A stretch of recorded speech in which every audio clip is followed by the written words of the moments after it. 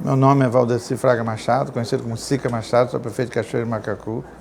E a minha família toda é PMDBista, né? Fui eleito primeiro mandato em 2000 pelo PMDB e agora a oportunidade de voltar para o PMDB, muito feliz.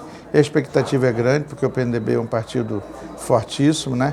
E a gente está novamente na reeleição e confio muito na sigla e por isso estou feliz de estar voltando.